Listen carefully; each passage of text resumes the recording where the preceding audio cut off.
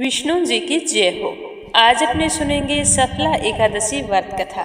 साल की अंतिम और पौष माह की पहली एकादशी का व्रत 26 दिसंबर गुरुवार को रखा जाएगा। तो व्रत रखने वाले लक्ष्मी नारायण के भक्तों को व्रत की हार्दिक शुभकामनाएं। तो आज अपने सुनेंगे सफला एकादशी व्रत कथा। बोलो विष्णु भगवान की जय हो। एक बार धर्मराज युधिष्ठिर भगवान श्री कृष्ण से कहने लगे कि हे जनार्दन, मैंने आपसे मार्गशीर्ष शुक्ल एकादशी अर्थात मोक्षदा एकादशी का वर्णन सविस्तार सुना है। अब आप कृपया करके मुझे पौष माह के कृष्ण पक्ष में आने वाली एकादशी के बारे में भी बतलाइए। इस एकादशी का नाम क्या है, इसके व्रत करने का विधान क्या है, इसकी विधि क्या है और इसका व्रत करने से किस फल की प्राप्ति होती है। यह सब कुछ सुनने की मैं इच्छा रखता हूँ। तो युधिष्ठिर की बात सुनकर भगवान श्री कृष्ण कहने लगे कि हे युधिष्ठिर, पौष माह के कृष्ण पक्ष में आने वाली एकादशी को सफला एकादशी के नाम से जाना जाता है। इस एकादशी के देवता श्री नारायण हैं। विधि पूर्वक इस व्रत को करना चाहिए। जिस प्रकार नागों में शेषनाग, पक्षियों में गरुड़, सब ग्रहों में चंद्रमा और यज्ञों में अश्वमेघ यज्ञ और देवताओं में भगवान श्री हरि विष्णु श्रेष्ठ है, उसी तरह सब व्रतों में एकादशी का व्रत सर्वश्रेष्ठ है। जो मनुष्य सदैव एकादशी का व्रत करते हैं वे मुझे परम प्रिय हैं। मैं तुम्हें इसका महात्म्य सुनाता हूँ, ध्यानपूर्वक सुनना। तो भक्त वत्सल भगवान श्री कृष्ण कहने लगे कि धर्मराज, तुम्हारे अधिक स्नेह के कारण तुमसे कहता हूँ कि एकादशी व्रत के अतिरिक्त मैं अधिक से अधिक दक्षिणा पाने वाले यज्ञ से भी प्रसन्न नहीं होता हूँ। अतः इसे अत्यंत भक्ति और श्रद्धा युक्त होकर करना चाहिए। हे राजन, द्वादशी युक्त पौष कृष्ण एकादशी का महात्म्य तुम एकाग्रचित्त होकर सुनो। चंपावती नगरी में एक महिष्मान नाम का राजा राज्य करता था। उसके 4 पुत्र थे। तो राजा के सबसे बड़े बेटे का नाम लुम्पक था। वह नाम के अनुसार ही बड़ा महापापी था। पापी सदा पर स्त्री और वेश्यागमन तथा दूसरे बुरे कामों में अपने पिता का धन नष्ट किया करता था। सदैव ही देवता, ब्राह्मण और वैष्णवों की निंदा किया करता था। जब राजा को अपने बड़े पुत्र के ऐसे गंदे कुकर्मों का पता चला तो उन्होंने अपने राज्य से उसे बाहर निकाल दिया। तो वह सोचने लगा कि मैं अब कहाँ जाऊँ, क्या करूँ। अंत में उसने चोरी करने का निश्चय कर लिया। दिन में वह वन में रहता और रात्रि को अपने पिता की नगरी में आकर चोरी करता और प्रजा को तंग करता और उन्हें मारता पीटता। कुछ समय पश्चात सारी नगरी उससे भयभीत हो गई। वह वन में रहकर पशु आदि को मारकर खाने लगा। तो राज्य के नागरिक और राज्य के कर्मचारी उसे पकड़ लेते, किंतु राजा के भय से वापिस छोड़ देते। उन्हें इस बात का पता नहीं था कि राजा ने इसे निकाल दिया है। जिस वन में वह रहता था उसी वन में एक अति प्राचीन विशाल पीपल का वृक्ष था। लोग उसकी भगवान के समान पूजा करते थे। उसी वृक्ष के नीचे वह महापापी लुम्पक रहा करता था और इस वन को लोग देवताओं की क्रीड़ा स्थली मानते थे। जब लोग पीपल के पेड़ की पूजा करने के लिए आते तो वह उन्हें मार पीट कर वहाँ से भगा देता। तो सारी जनता उससे बहुत ही दुखी हो गई थी। ऐसा करते करते पौष का महीना आया तो लुम्पक के कपड़े तो बुरी तरह से फट चुके थे।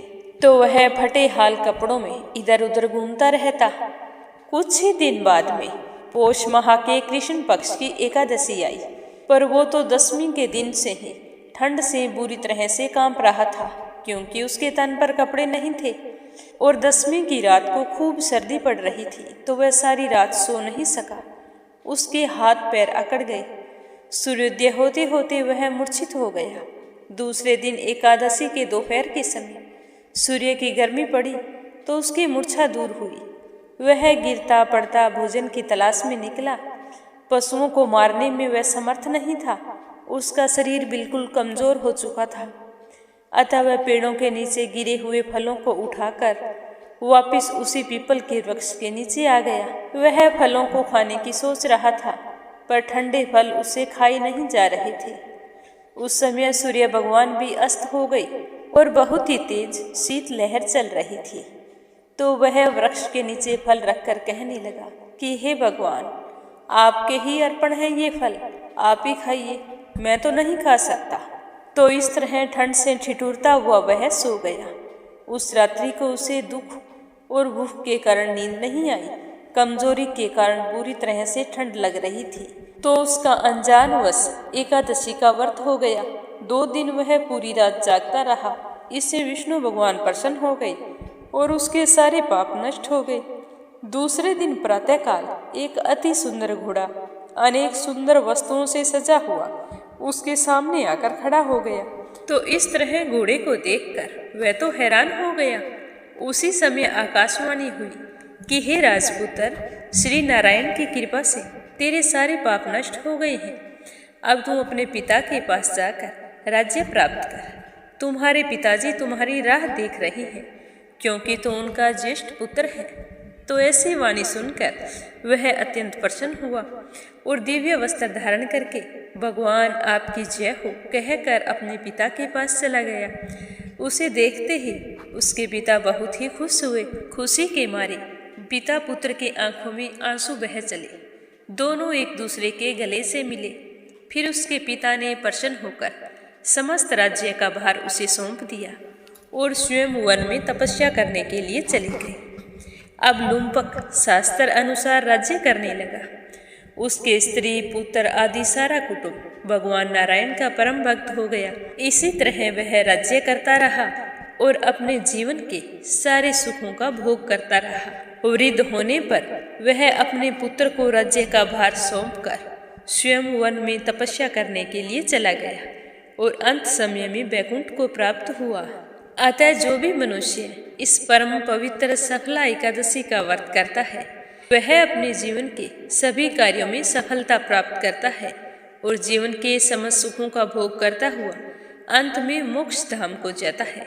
और जो व्यक्ति एकादशी का व्रत नहीं करते हैं, वे पूंछ और सींगों से रहित पशुओं के समान होते हैं। इसीलिए हर मनुष्य को एकादशी का व्रत रखना चाहिए। अगर व्रत रखने में सक्षम नहीं है तो इस दिन स्नान आदि से निवृत्त होकर विष्णु भगवान और माँ लक्ष्मी की पूजा करनी चाहिए। उसके बाद सफला एकादशी के महात्म्य को पढ़ना चाहिए या फिर सुनना चाहिए। ऐसा करने से मनुष्य को असवमेघ यज्ञ फलों की प्राप्ति होती है। एकादशी के दिन घर में किसी भी सदस्य को चावल नहीं खाने चाहिए। श्री हरि विष्णु की कृपा पाने के लिए एकादशी के दिन शाम को तुलसी माता के समक्ष एक शुद्ध घी का दीपक अवश्य जलाना चाहिए। एकादशी की कथा आपको कैसी लगी कमेंट करके जरूर बताना और साथ ही कंचन भक्ति सागर चैनल को सब्सक्राइब करके वीडियो को ज़्यादा से ज़्यादा शेयर करना। आप सभी का बहुत बहुत धन्यवाद।